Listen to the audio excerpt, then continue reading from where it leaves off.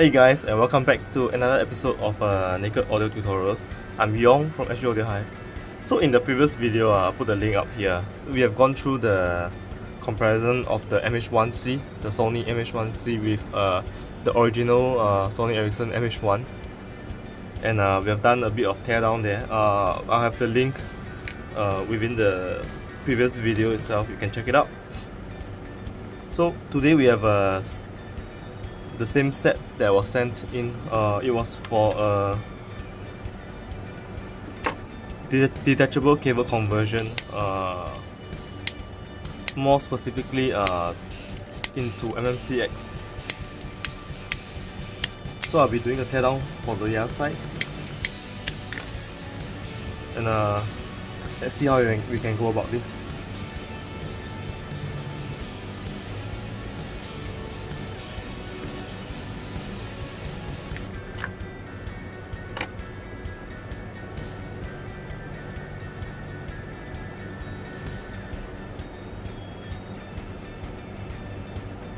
Okay, so basically how do we start off after we tear down the IEM? As you can see, we have to use two plier and a cutter. This was previously removed, so it should be easier to open it up again.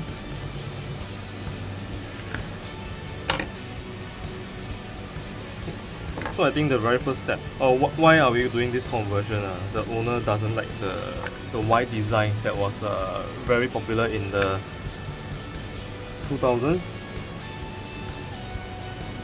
So let's probably cut off the wires at the ends.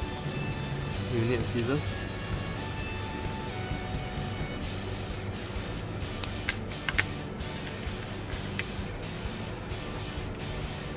Let's get the cable away. And now we have two open sets of driver. Okay, with the lower part of the cable out of the way, let's try to remove this whole piece, so that we can access the strain relief housing. Seems like they actually molded some piece here to block out the sound.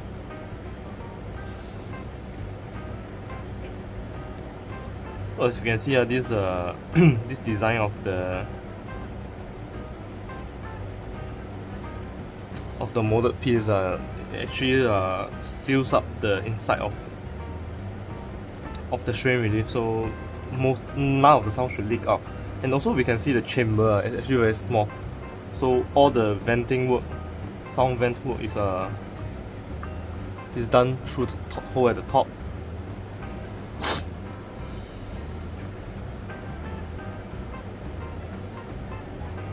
Let's try to remove it from the bottom instead. We'll unsolder the driver, so we can see it's out.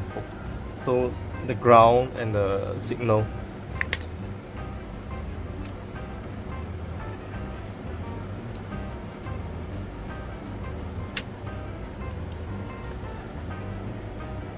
So when we inspect the other side, it should be the same.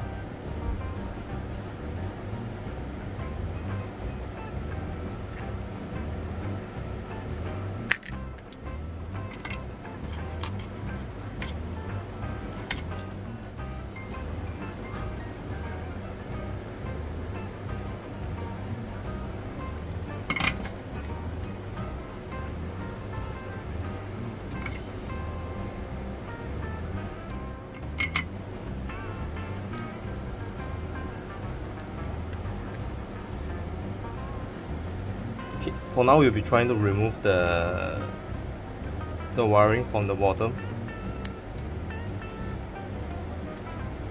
Oh, it should be from the front. So with the drivers out of the way, we can apply force to get the strain relief out. So apparently this whole assembly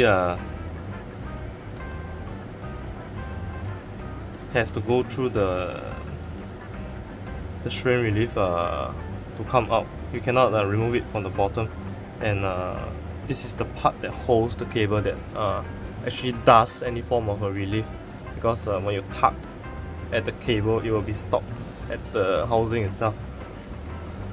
So apparently from the design of the wires, they actually have to do a split here. It's a flat wire, noodle wire, and the cable has to be installed first from the housing, and then they will do the merging at the Y split, the merging here. Okay, so now we have access to this back housing. We can see that we can actually feel that there's some rubbery coating here. This is the rubber strain relief part, and this is hard plastic. Okay, to be able to fit any form of MMCX connector here, we will need to remove this flimsy hard plastic. The the removal of this should be fine, except that you will lose the logo, the Sony logo. But then it's because this soft part cannot actually hold any of the connectors. We will still need to drill a bit and add some space and finishing work. So let's start off by cutting off the ends. As you can see, it's still not big enough for MMCX connector, and I think this driver is already dislodged.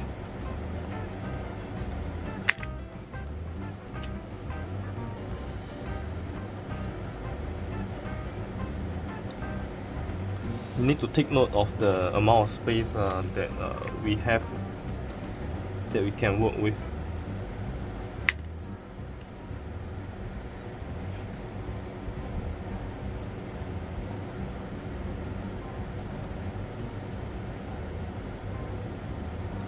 Okay, so from here we can see we have only this much of a space. Anything more to the front, we either hit the housing or hit the driver itself. So we might need to create a cavity outside. This is still soft plastic from here, but we'll still be removing some materials. The inside will be hard.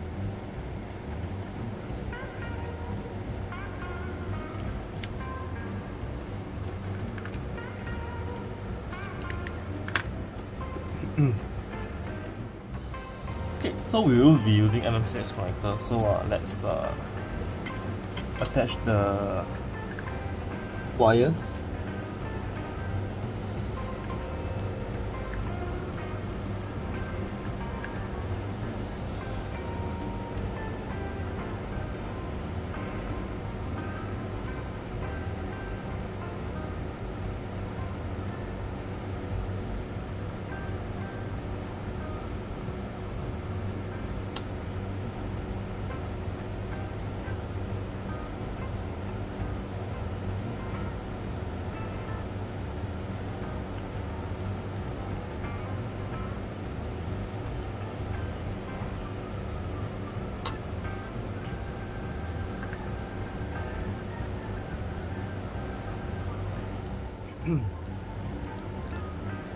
So now we have a sense of how much space we need.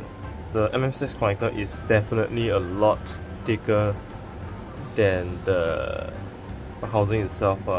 Some removal of material will be required at the back. We will still retain this part of the housing because it's the one that holds down the driver to fit into the nozzle, and the width should be about the same. So let's try to work with that. We'll be removing the back,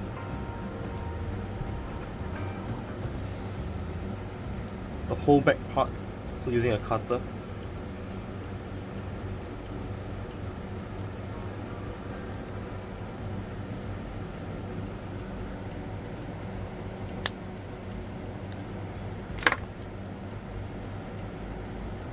Okay, so here we can see the split between the rubber and the plastic. This is hard plastic material.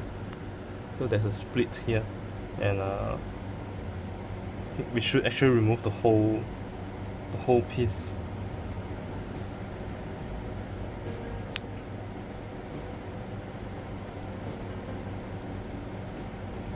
To really get a sense of what we are working with.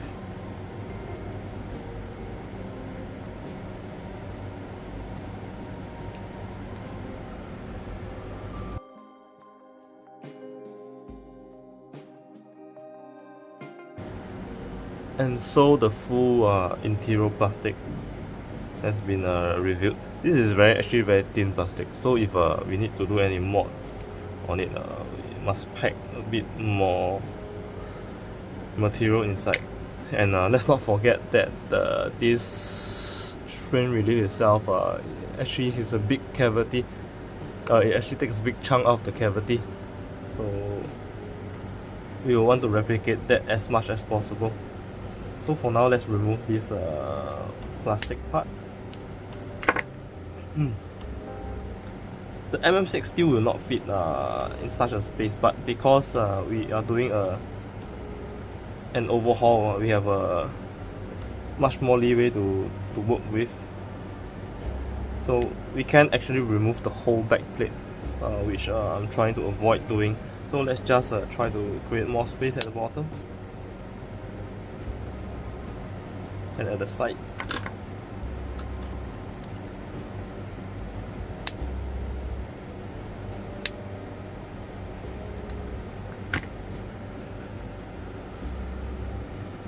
Of course, it still wouldn't fit yet, but I'm trying to get it the width to fit at the very least the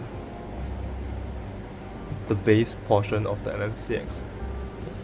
So we also see that the prongs are too long, so I have to do a resolder. We'll cut off the feet of the MMCX and we'll do a resolder.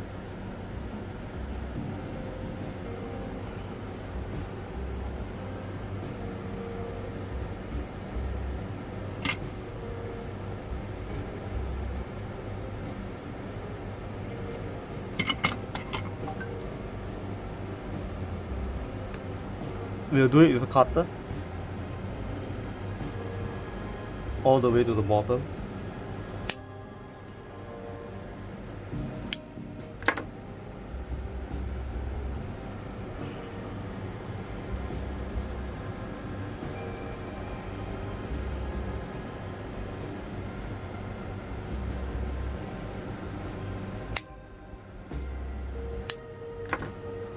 Be careful when snipping using a pair of cutter, because the metal part will fly and we don't want them to hit your eye.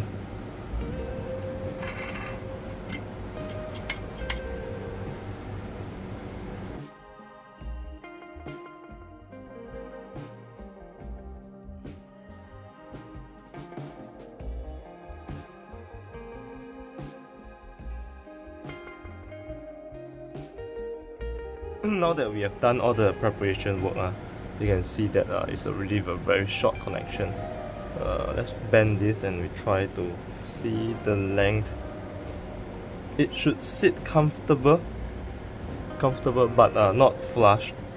That's the limitation. But because of this issue, we have to actually remove the whole back plate and we'll do a new one using epoxy. So let's bring out our Dremel.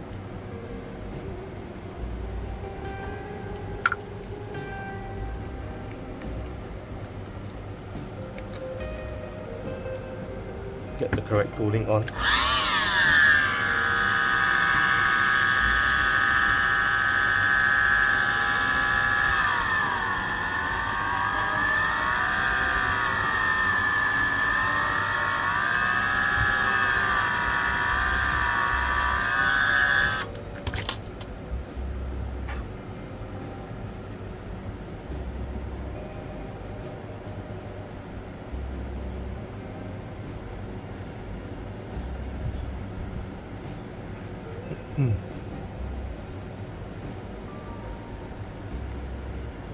This should better. You can see the the gasket are being held together by the plastic, but they are not going to be strong enough. So we'll make a slightly deeper, just slightly deeper at the bottom.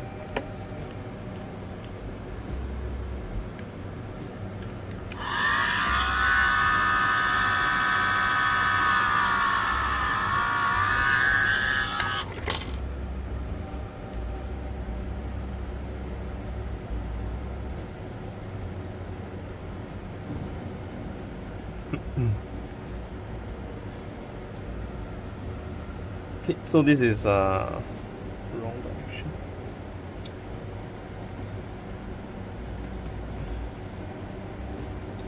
This is going to be about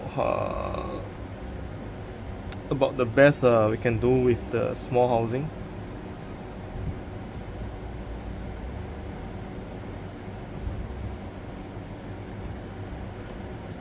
So let's do the same for the other side. Okay, so for this last final step, we will be doing the connection of the cable and doing the molding for the end. So as we can see, this is the part that and the MMCX connector will sit at. So the wire will go through. Same for here, the wire will go through at the back plate that we did the preparation. It does actually, some of the this is actually, we do not need to do this step if the hole is big enough. So as you remember from the start of the video, the signal is on the right.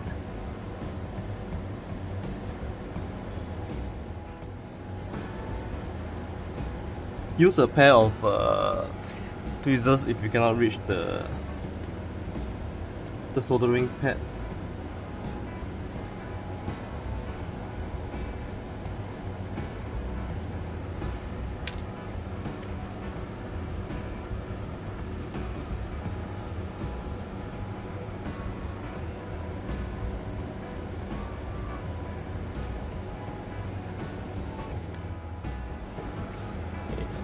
Now we will assemble we will not assemble yet, we will be doing the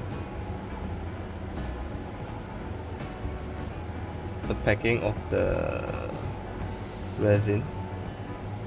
Get the pins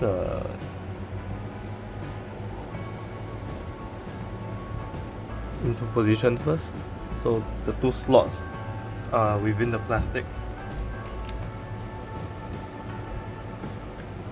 Always remember, get the orientation correct. So this is on the outside, so this is supposed to be this way, and then the pads here. We want them to be as straight as possible.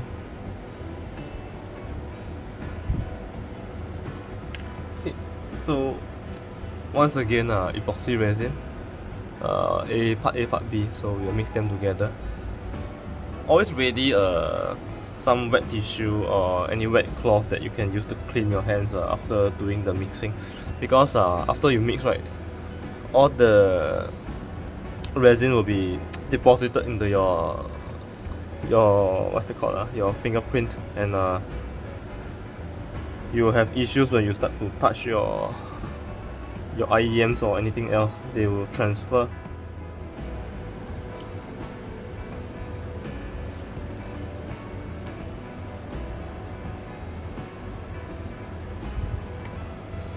Okay, we have finished the mixing, so let's halve this one for each side, and let's start work on the final part. We have to remember this is a vent port at the top, so we'll do our best not to disturb the vent port. There are tutorials on a full mod that will require the whole vented area to be sealed up so that the base is reduced for a better, tighter control base. So let's start by randomly putting the putty around the connector. and slowly we'll shape it into what we need.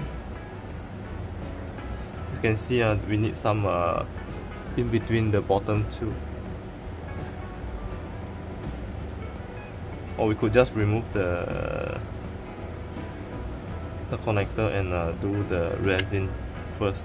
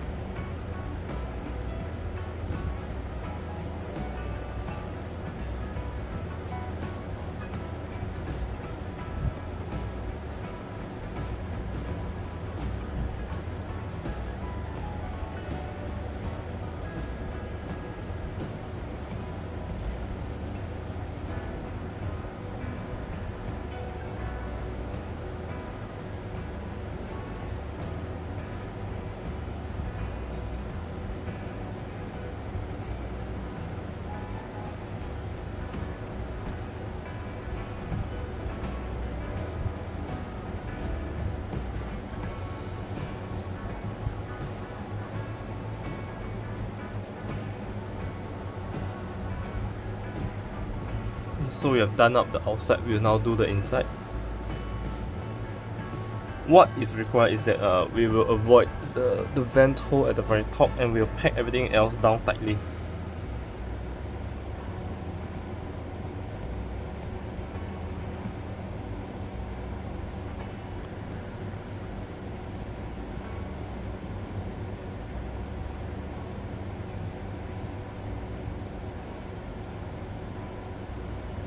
We don't need too much, so the initial deposit is good enough.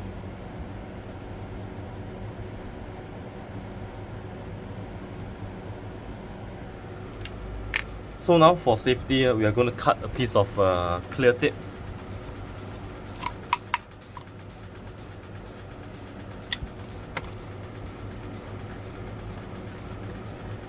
And install it on the driver. So that none of the resin will get to the driver, and so in any case of a removal or remod, it will not be damaged. We just have a piece of clear tape and we will just place it over the driver.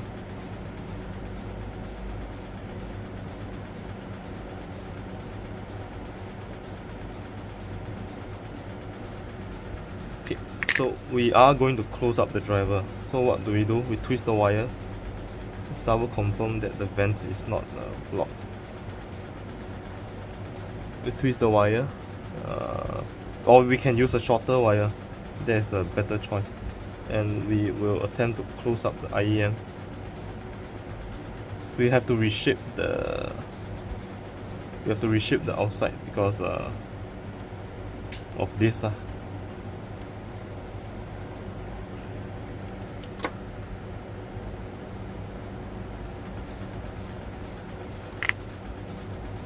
Okay, as you can see, the vent is at the very tip, so we are back to the original position. Now let's replace the external. The internals are packed, so they should be fine. We want a smooth shape on the outside.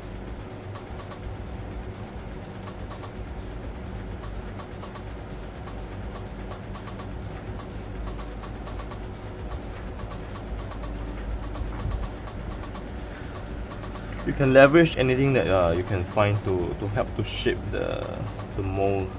Most notably, we use a lot of tweezers, pen knife, X-Acto knife, needle.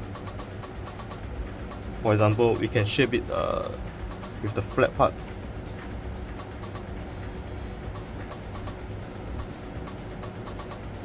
Or we can wait until the resin set and shape it using a Dremel.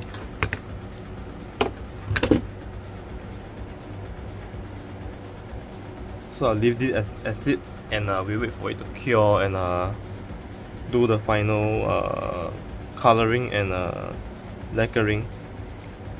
It takes about 2 to 3 hours to be hard enough for us to work on it, and 24 hours to fully cure. So that's it for today.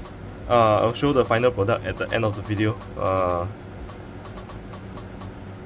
Next time we'll do the process where we actually dust the lacquering and the coloring, so it'll be easier for you all. But for most cases, the thing that you already know how is applicable. So you can use a marker paint or any form of acrylic paint, and that can be a permanent finishing.